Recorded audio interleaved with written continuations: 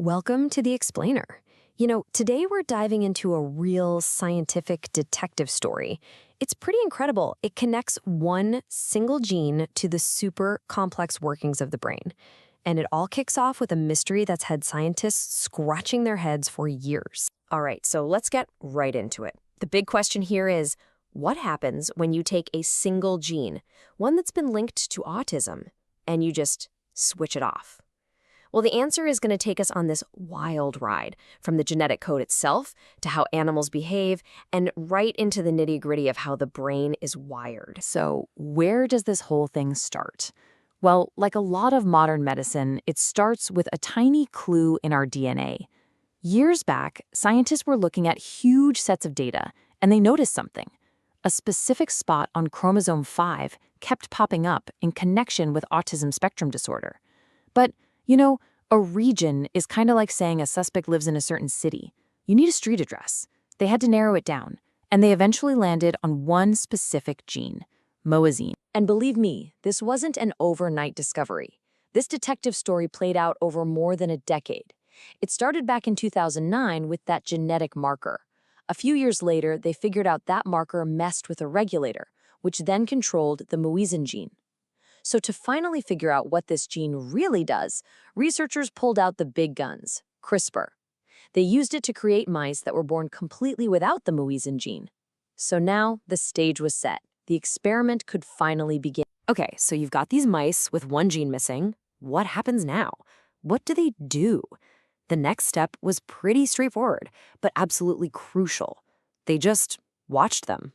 They put these knockout mice, as they're called, through all sorts of behavioral tests, paying super close attention to how they acted in social settings. And boom, this is where the first huge clue drops. In a pretty standard sociability test, a typical mouse will hang out with a new, stranger mouse because it's novel and interesting. But the moazine knockout mice? They couldn't have cared less. Seriously, they spent just as much time with the mouse they already knew as the new one. It was a total lack of interest in what we'd call social novelty. And if you look at the data, the difference is it's night and day. The typical mice, the wild type, spent a ton of time sniffing and checking out the new mouse. Now look at the bar for the knockout mice. That interest just falls off a cliff. It's clear they just weren't drawn to that new social encounter like a typical mouse would be. Okay, so the behavior is clearly different. But the million-dollar question is why, right? And to answer that, the investigation had to go way deeper. We're moving from just watching them to looking for physical evidence inside the brain. And the main crime scene, if you will, it's a part of the brain that's super important for social behavior, the prefrontal cortex. So the prime suspects in this crime scene, these amazing little cells called microglia. The best way to think about them is as the brain's personal gardeners. Their whole job is to keep things neat and tidy. They go around and prune the connections between neurons. These are called synapses. It's just like a gardener pruning a rose bush to help it grow stronger. The microglia get rid of weak or unnecessary connections to make the whole brain network run a lot more efficiently. And here's the twist. This is where we find our culprit. In the brains of these knockout mice, the microglia weren't just gardening. They'd gone rogue. They were like these hyperactive gardeners with chainsaws, just chopping away at everything. They were completely overactive. And the evidence for this overpruning? It was just piling up. I mean, it was undeniable. For starters, the cells themselves looked different. They were more branched out and complex, which is a textbook sign that they're activated or on high alert. Second, when scientists looked inside these microglia, they found bits and pieces of synapses, basically the leftovers from their last meal. It was stone-cold proof they were literally eating the connections. And the final nail in the coffin? A protein called C1q.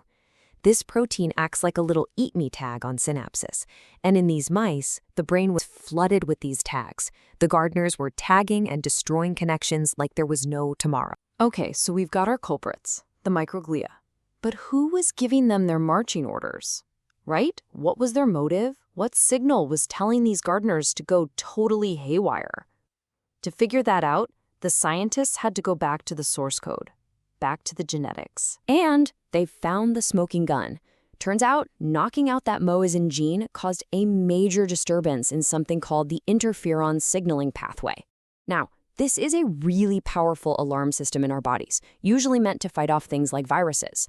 But in this case, it was being switched on in the brain, where it had no business being active, sending out this massive and totally inappropriate distress signal. So now we can lay out the entire story, the whole chain reaction from A to Z.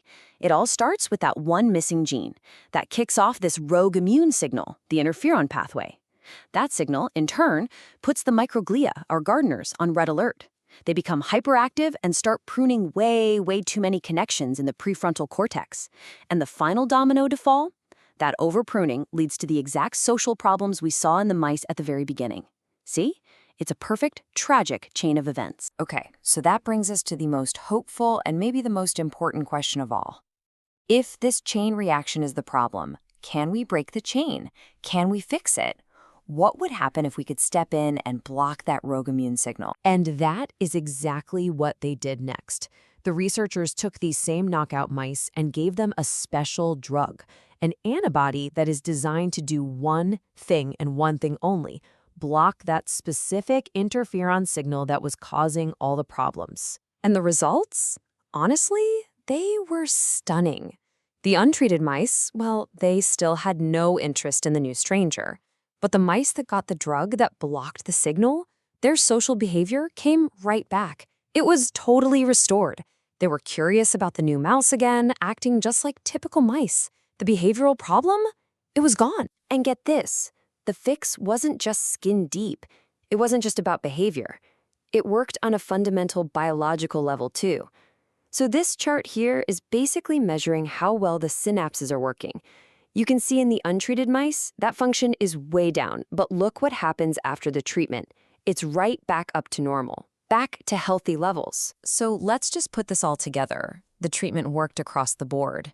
It calmed down those overactive microglia, it let the synapses recover, and it totally fixed the social behavior. We're talking about a complete rescue, from the cellular level to the synapse, all the way up to the animal's behavior. And all of this leaves us with a really powerful and kind of mind-blowing final thought. What this research suggests is that for at least some neurodevelopmental disorders, the answer might not be where we've always been looking, in the neurons themselves, but maybe in the brain's own immune system. So could calming down these overzealous gardeners open a whole new door for future treatments?